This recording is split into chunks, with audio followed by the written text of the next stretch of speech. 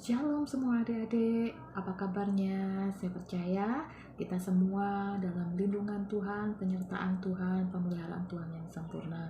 Mari pagi hari ini sebelum lebih lagi kita memuji Tuhan, kita memuliakan Allah kita, dan kita belajar kebenaran firman Tuhan. Mari terlebih dahulu kita satukan hati kita di dalam doa. Kami bersyukur kepadamu ya Allah, buat setiap kesempatan yang masih Tuhan berikan untuk kami boleh datang kepadamu. Kami mengucap syukur buat pemeliharaan-Mu yang sempurna di dalam hidup kami. Dan saat ini Allah, kami rindu memuliakan nama-Mu, memuji Engkau, dan terlebih belajar kebenaran firman Tuhan. Engkau memampukan kami untuk mengerti Tuhan, segala rencana-Mu, segala kebenaran firman-Mu yang Engkau nyatakan di dalam hidup kami. Terima kasih Tuhan, kami serahkan ibadah kami meskipun secara online, kami tetap percaya berkat-Mu, sukacita-Mu terus mengalir dalam hidup kami. Dalam nama Tuhan Yesus, haleluya, amin. Saat iblis merayuku, aku tolak itu dalam nama Yesus. Dan saat iblis menggodaku, lalu ku berdoa dalam nama Yesus. Ku kuat karena kasih-Nya, firman-Nya teguhkanku. Ku berdiri sebagai pemenang. Aku berani tampil beda. Oh oh oh oh. Oh oh oh oh. Haleluya, haleluya. Iblis merayuku, aku tolak itu dalam nama Yesus. Saat iblis menggodaku, lalu ku berdoa dalam nama Yesus. Ku kuat karena kasih-Nya, firman-Nya teguhkanku. Berdiri sebagai pemenang. Aku berani tampil beda. Firman Tuhan ku dengar, ku tanam di hatiku. Ku ingin bertumbuh subur, berbuah lebat. Yesus tolong padaku.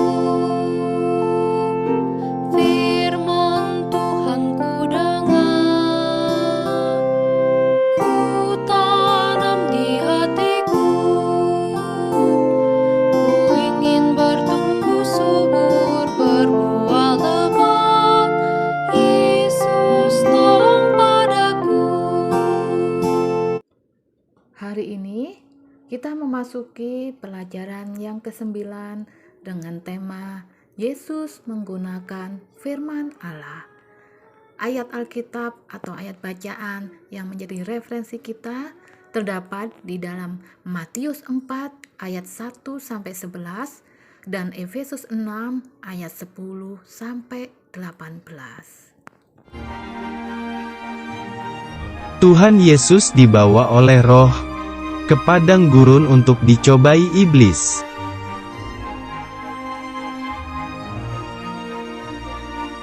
Tuhan Yesus berpuasa tidak makan dan tidak minum selama 40 hari 40 malam.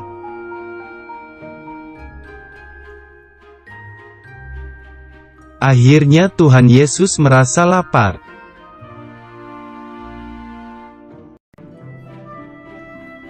Datanglah iblis dan meminta agar Tuhan Yesus mau merubah batu menjadi roti.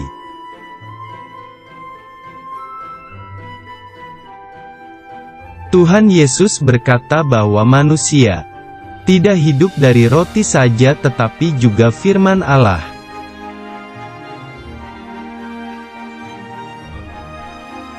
Kemudian iblis membawa Tuhan Yesus ke atas bait suci.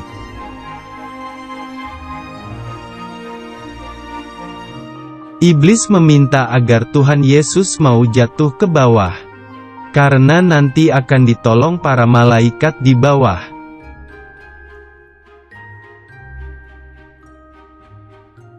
Tuhan Yesus berkata bahwa di kitab suci tertulis, "Jangan mencobai Tuhan."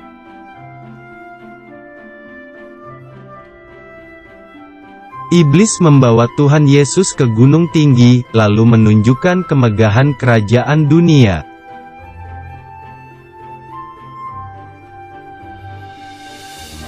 Iblis akan memberikan kerajaan dunia, tetapi dengan satu syarat, yaitu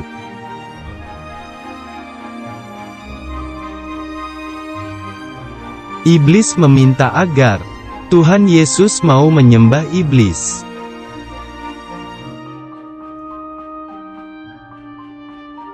Tuhan Yesus berkata bahwa menurut kitab suci, iblis harus menyembah Tuhan.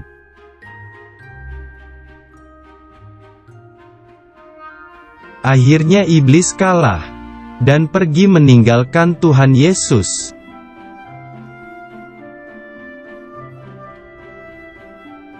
Lalu malaikat-malaikat datang untuk melayani Tuhan Yesus.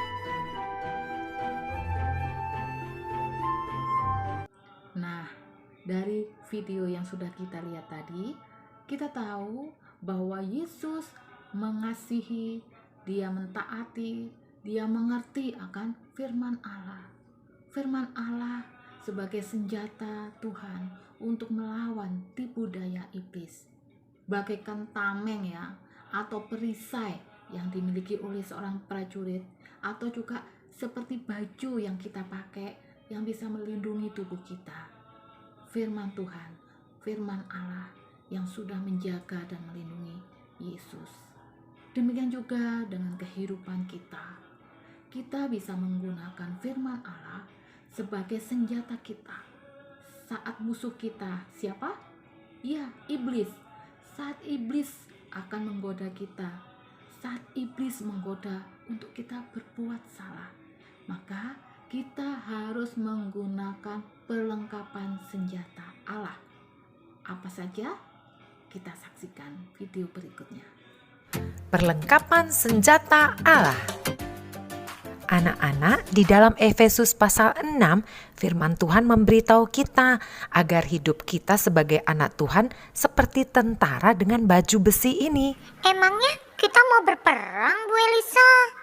Benar, tapi berperangnya melawan si jahat, melawan iblis, maka kita harus punya perlengkapan. Siap. Pertama, kita harus pakai Ikat pinggang kebenaran. benar sekali. Seperti tentara pakai ikat pinggang, tanda-tanda siap untuk melakukan tugasnya, kita juga harus mengenakan firman Tuhan di dalam diri kita, pertanda kita siap melawan si jahat. Kedua, Susah bacanya, Bu Elisa. kita baca sama-sama aja ya. Berbaju jirahkan keadilan. Baju jirah itu yang ini loh anak-anak. Baju jirah ini fungsinya untuk melindungi dada dan seluruh tubuh orang yang memakai baju jirah. Jadi baju jirah keadilan artinya keadilan Tuhan yang kita alami melalui kematian Tuhan Yesus di salib sehingga kita diselamatkan harus kita punya. Kita harus punya iman, punya kasih supaya kita bisa memiliki baju jirah ini. Nah, kalau sudah punya baju jirah keadilan, kita akan bisa menghadapi serangan si iblis terhadap kita. Nah, tentara juga punya kasut. Kasut itu sepatu atau alas kaki anak-anak. Nah, kasut dipakai tentara untuk pergi berperang. Kita harus punya kasut juga, tapi kasutnya kasut kerelaan.